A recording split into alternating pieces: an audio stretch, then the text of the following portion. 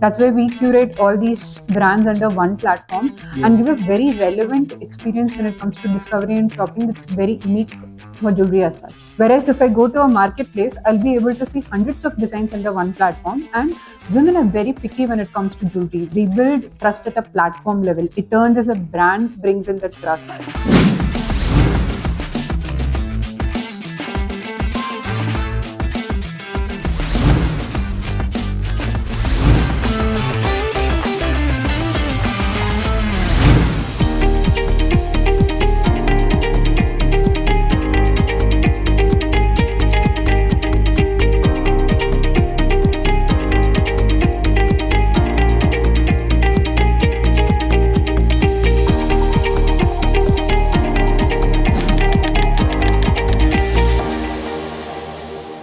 Welcome, Arthi, to Open Tab. Open Tab is a series of videos which we are doing with our own founders and generally to understand their businesses, more about their markets, their insights, their challenges. And for the listeners, just to give a context, Gemba Capital was one of the first investors in Eternz.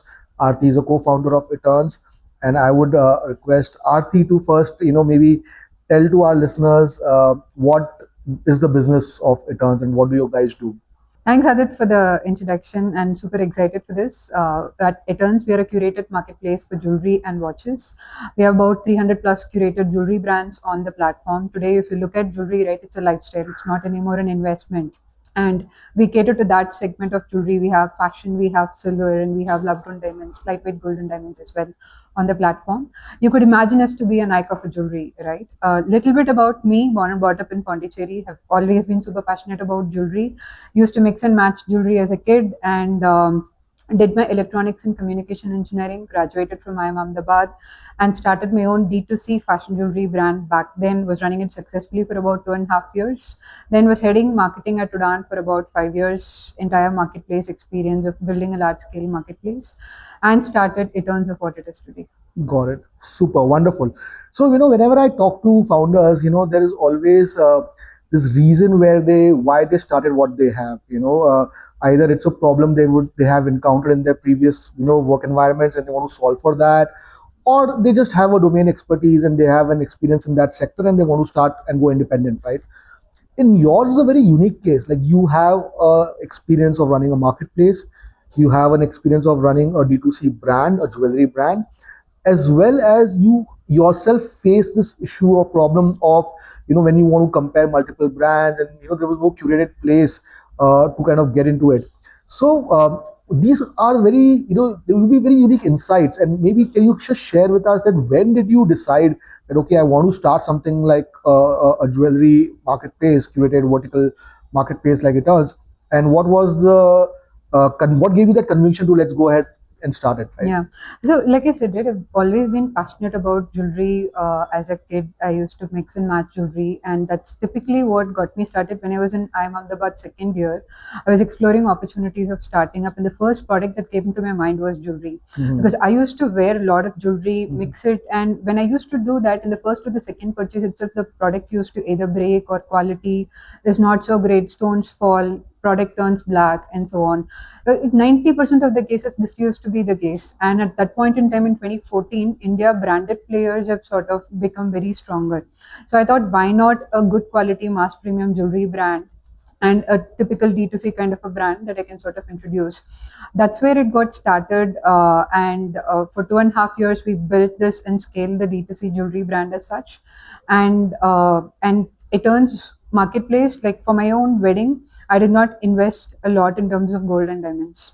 Instead, I went about buying lightweight gold, lightweight fashion, silver jewelry, which I could sort of wear it to a party, which I could sort of wear it to office, my everyday casual wear, right?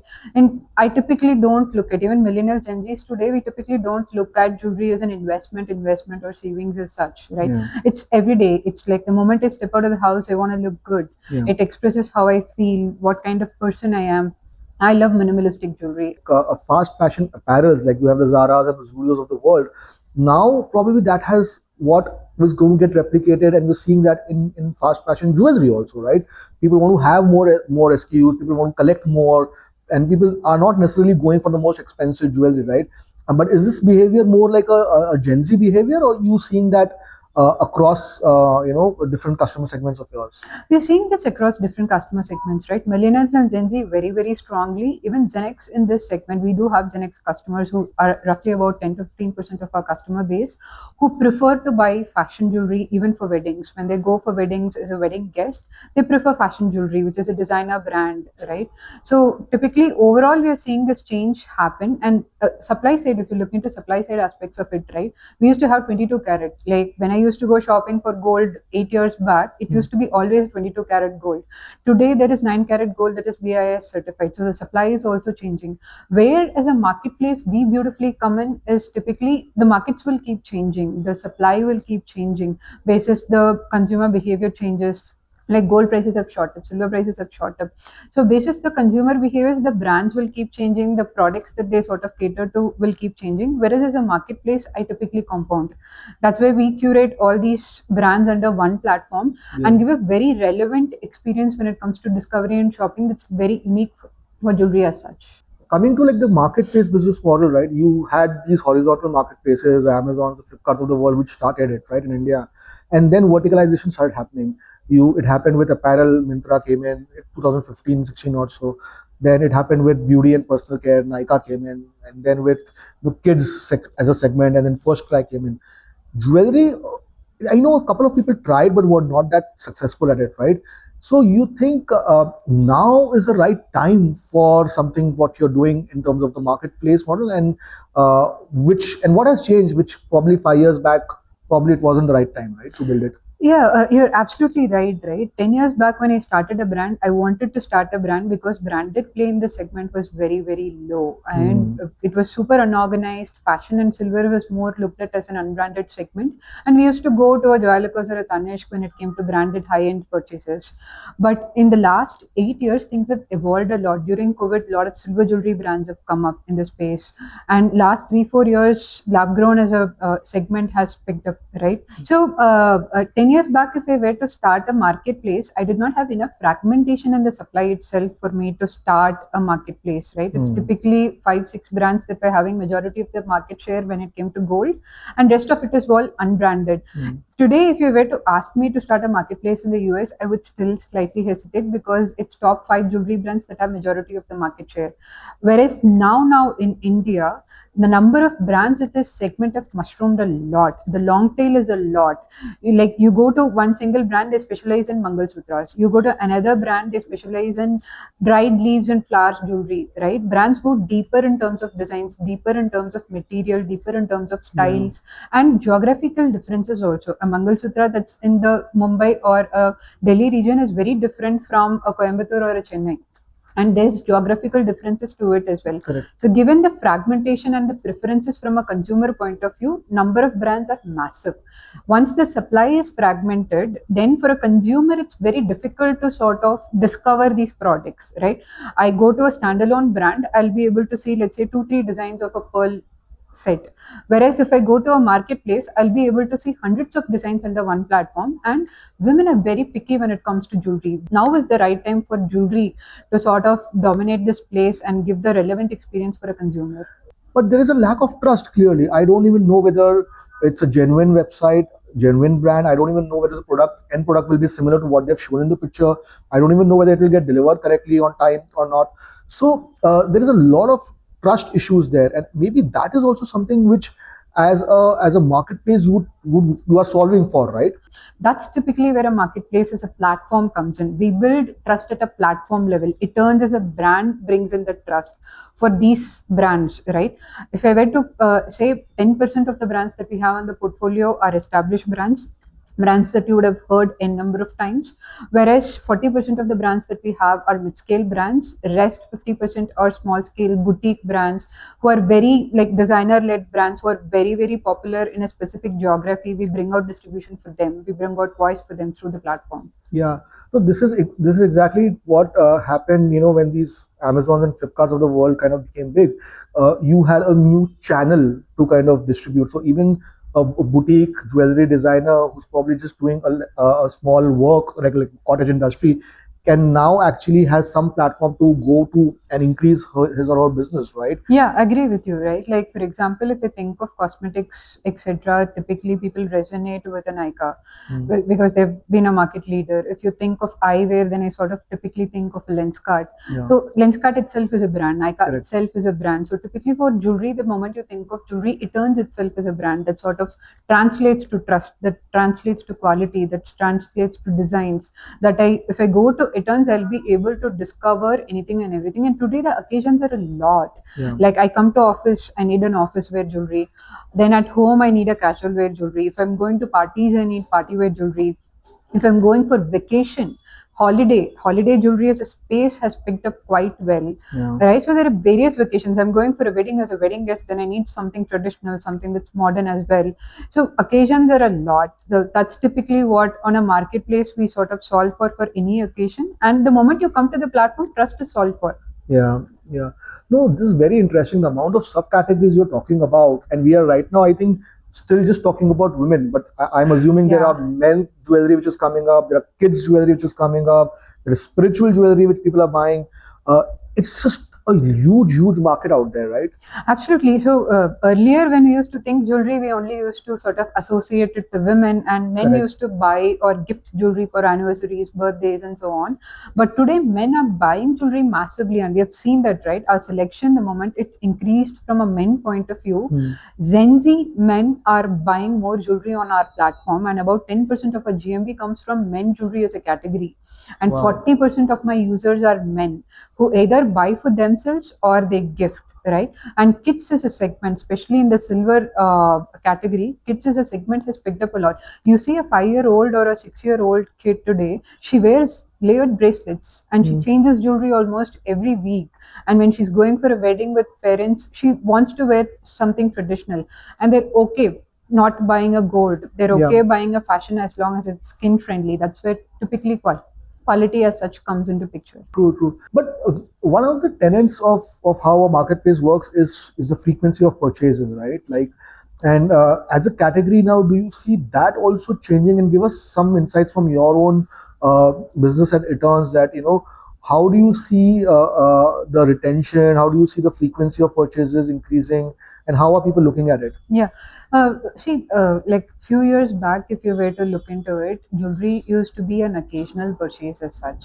Like we used to buy for Diwali, golden diamonds. When it's anniversary, we go out and buy. And for everyday wear, we buy it once and we sort of don't change the earrings for a long time.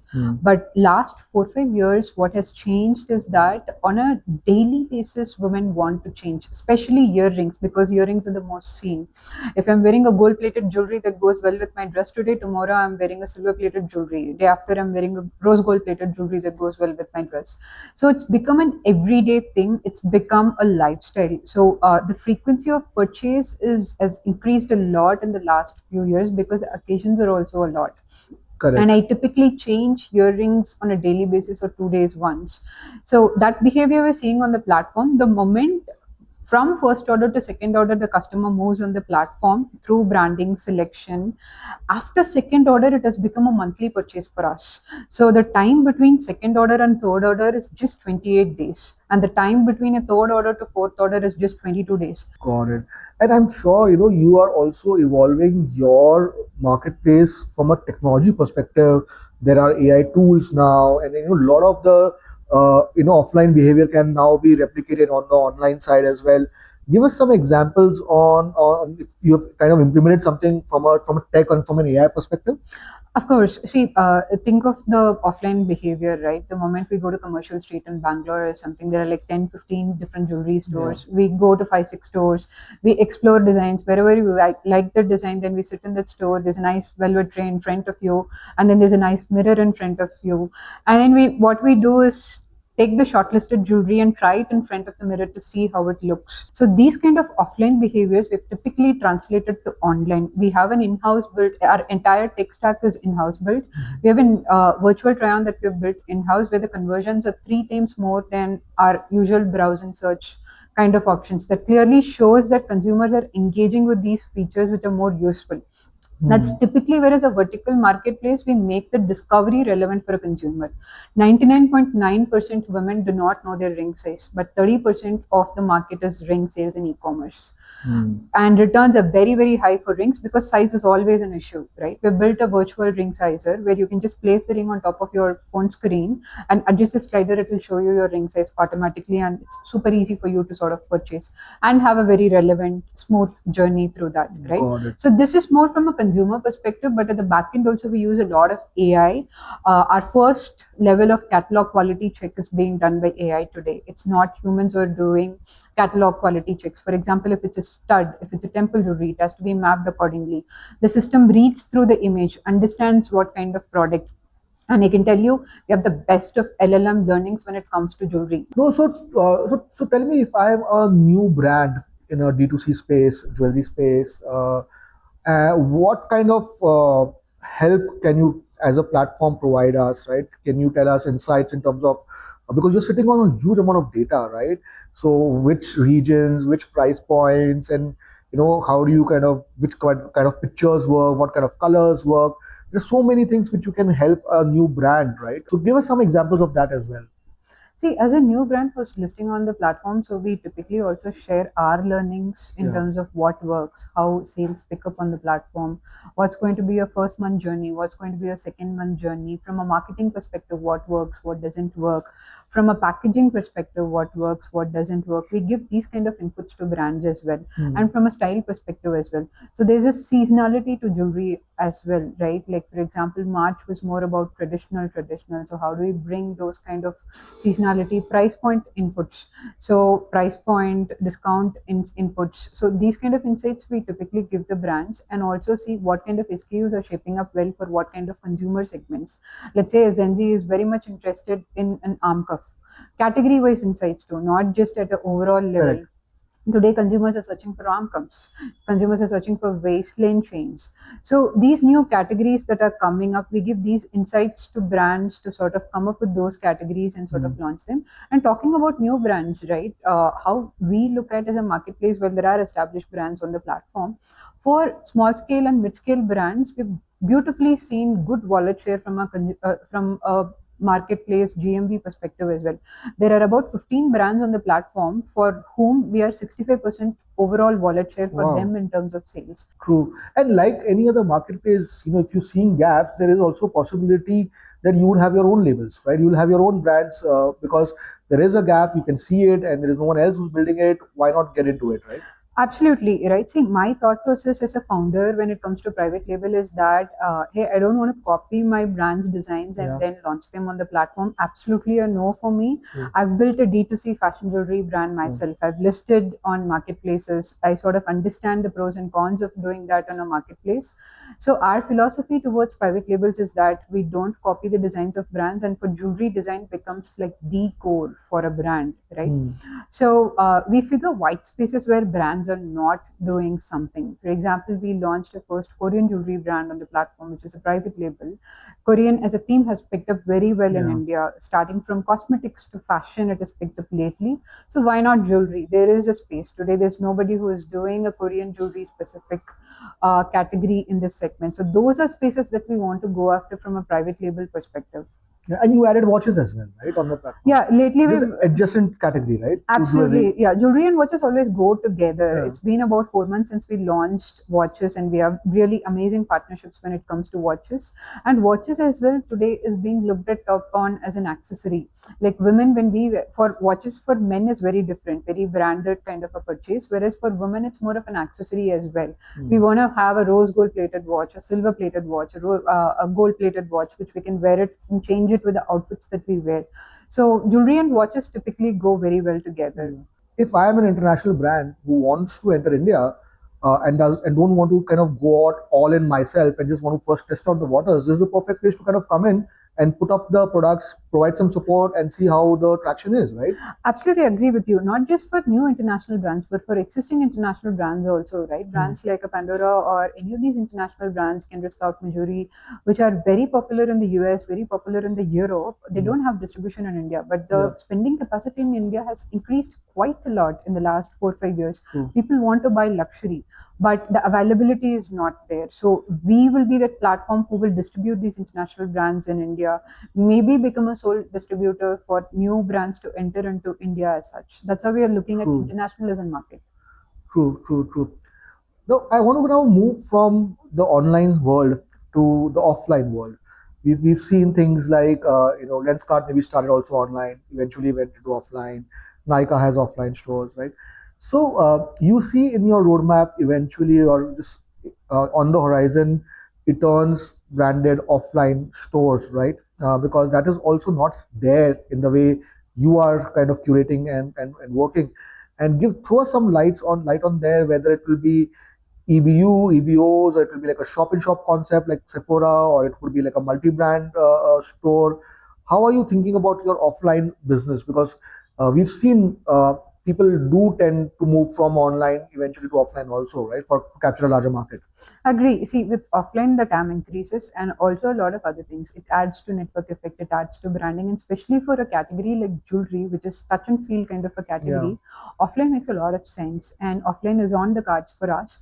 See, earlier, 8 years back, 10 years back, brands spent good amount of time online experimenting, doing various experiments, understanding, building the playbook, and took about 4 years to enter into the offline space. But today, that gap has reduced. Yeah. Brands, after 1 year of online, 2 years of online, switch to offline also, add offline bit and become an omni-channel kind of a play. Hmm. And that's the play that we are looking at for Eternz as well. Think of us more like a Sephora for jewelry, right? And or a Nykaa Luxe for jewelry, where it will be a multi-branded stores. A brand that's super famous in Mumbai has 1 or 2 stores in Mumbai, wants to expand to Bangalore, will bring in those kind of brands under the MBO model and establish offline as a play. Offline also brings in very good trust, right? Like it adds to the online purchase, and it also works both ways. People discover some things online, they make a decision, they consider that, hey, okay, this is what I'm going to buy, but still I want to go to the offline store once to check it out and then make the purchase. So the consideration also happens online. So online and offline both go well together, and the result is just exponential. So that's how we're thinking about online. We already started working in terms of Eternz offline stores in Bangalore. True, and I think now with the entire real estate, just to kind of now end the overall conversation, it's been a great conversation. What's your vision? Like, how do you see returns? Maybe I've not asked 10 years, but 5 years from now, how do you see returns? In what categories, and how do you see the company looking at like?